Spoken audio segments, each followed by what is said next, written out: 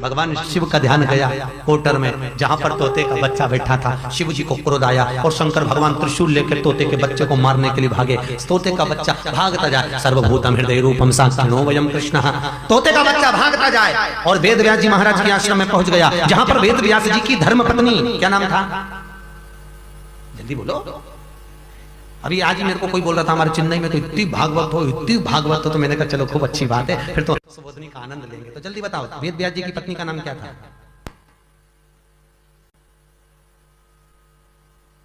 अरे बोलो।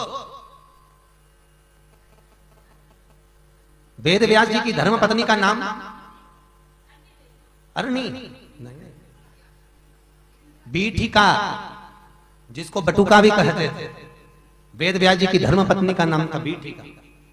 छत पर खड़ी थी, पाटी पाड़ रही थी, बाल बा रही थी। तोते का बच्चा आया, इसने सोचा कहां छुपूं, भोलेनाथ मार देंगे। तोते के बच्चा छुपने के लिए आया, इतने में बीठिका को आ गई जमाई, और जैसे ही जमाई आई उसने मुंह को फाड़ा, तोते का बच्चा मुख में प्रवेश कर गया और गर्भ में जाकर बैठ गया। बीठिका के गर्भ में, वेद व्यास जी की पत्नी के गर्भ। जब तोते का बच्चा गर्भ में जाकर बैठा, बीठिका के गर्भ में विराजमान हुआ, बीठिका के गर्भ में जाकर बैठता है। शंकर भगवान ने देखा और तुरंत भगवान भोलेनाथ जी पहुंचे, तुरंत। और भगवान शिव ने जाकर तुरंत वेद व्यास जी से कहा, वेद व्यास जी तुम्हारी पत्नी हमारी दुश्मन है। वेद व्यास जी बोले, पत्नी हमारी और दुश्मन तुम्हारी, ये रीति कहां की है? वेद व्यास जी, हम अपनी धर्मपत्नी पार्वती को अमर कथा सुना रहे थे, और वो अमर कथा तोते के बच्चे ने सुन ली। वो तोते का बच्चा भागते भागते आया और तुम्हारी पत्नी के मुख में से प्रवेश कर गर्भ में जाकर बैठ गया। अब उसको मारने के लिए तुम्हारी पत्नी को मारना पड़ेगा। अच्छा, इतने में तुरंत वेद व्यास जी बोले, उस तोते के बच्चे ने करा क्या? तो क्या अमर कथा सुन ली। वेद व्यास जी बोले, जब तोते के बच्चे ने अमर कथा सुन ली तो वो तो हो गया अमर, वो तो हो गया अमर। अब कोई वो मरने वाला है क्या? नहीं मरेगा। वेद व्यास जी ने जैसे ही कहा, शंकर भगवान बोले, मुझे पार्वती याद कर रही, मैं तो जाऊं कैलाश। बाबा भोलेनाथ जी कैलाश पे चले गए और भगवान शंकर कैलाश पर पहुंचे।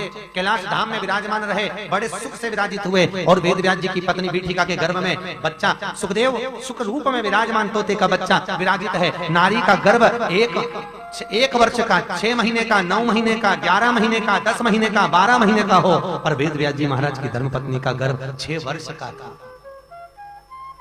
कितने साल? 6 साल गर्भ में भगवान रहे। 6 साल के बाद में वेद व्यास जी महाराज ने अपनी पत्नी के गर्भ की स्तुति करी। सर्वभूतम हृदय रूपम साक्षिणो वयम कृष्ण, श्री कृष्णाय शरणागतम, श्री कृष्णाय शरणागतम। वेद व्यास जी ने पत्नी के गर्भ की स्तुति करी और निवेदन करा, गर्भ में जो बालक है वो प्रविष्ट होवे।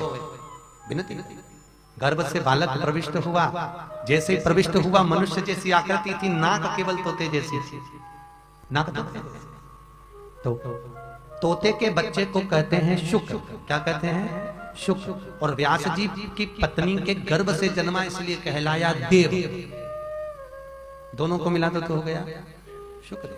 सुखदेव जी महाराज प्रगटे, देवताओं ने पुष्पों की वृष्टि करी, गंधर्व गान करने लगे, अप्सरा नृत्य करती, चारों तरफ आनंद स्थापित होता, जहां तहां सुख समाहित होता। बोल श्री सुखदेव जी महाराज की जय, श्री सुखदेव जी महाराज की जय, श्री सुखदेव जी महाराज की जय। चारों तरफ आनंद समाहित हो गया।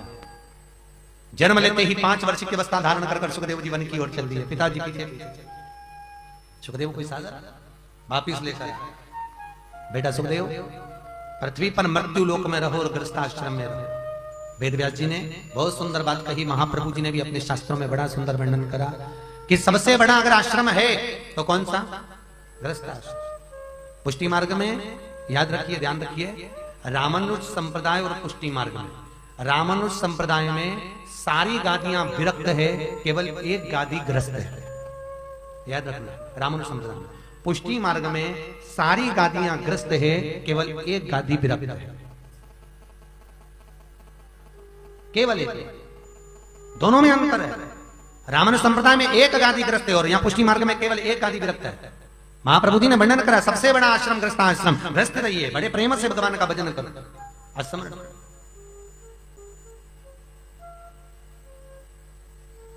संत जो होते हैं, साधु जो होते हैं, सन्यासी, तपस्वी, जोगी क्या बोलते हैं? हम लक्ष्मी को हाथ नहीं लगाते, हम माया को छूते नहीं है, हम धन को छूते नहीं है, हम लक्ष्मी को हाथ नहीं लगा सकते क्योंकि हम संत हैं।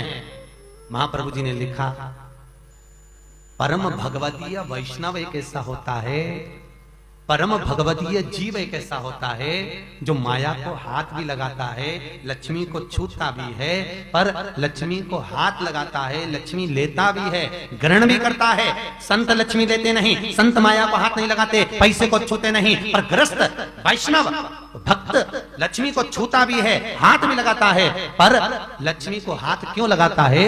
क्योंकि एक परम भगवतीय